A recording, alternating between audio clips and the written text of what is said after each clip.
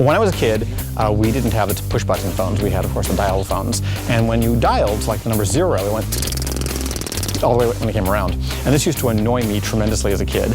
So I took apart the phone to figure out if I could get past it or make it faster. And the best thing I could come up with was, at the top, you actually could, press the top, the pins. And the pin throw was about that much, which was too much to be tapping on. So I modified my own blade system, which is basically taking 2 pieces of metal flat together, and I mounted them on the side, and I put a bit of a spring into it. And so what I could do is I could walk up the side of it and tap out, 1, 2, 3, 4, 5, 6, 7, 8, 9, 10. 1, 7, 8. And so each tap was 1 click, and so you'd be able to tap out telephone numbers about 20 times faster than waiting for the clicks to come all the way around the dial. By the time I was about 15, I started my first company, and I started making some serious money by the time I was 16, and then I decided just to do everything on my own. I had to fake a bank account, though. That was one of the interesting things. I was getting money, and I couldn't do anything with the checks.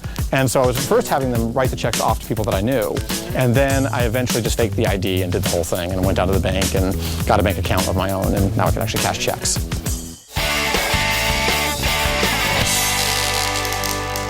Well, so I've traveled all over the world, and in places like Japan and England, there's some invention going on, although it tends to be very small because they don't have a lot of room. So they work on things they can fit into their small garages or in little alleyways in Japan. It's always amazing to me.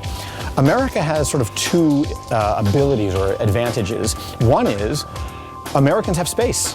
So they can work on big things and they have time to work on them. The weather's good here and there's lots of room to do things. But much more important than that is they have the will, the energy. They're pioneers. Americans constantly say to themselves, I could do that better. That's not something carried everywhere else in the world. And so that's what I love about American inventors.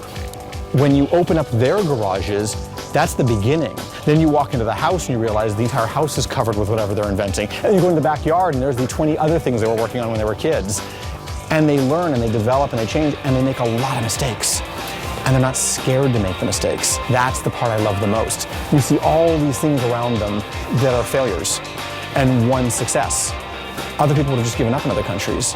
And I see it happen all the time. I've seen things where people have shown me their inventions and said, I tried this and it failed here and that was it. I'm like, it must suck. A winter happened, I gave up. Okay. But in America, next year, they pick it up again. They take their beer, they drink a little bit, they feel a little better, they start inventing again.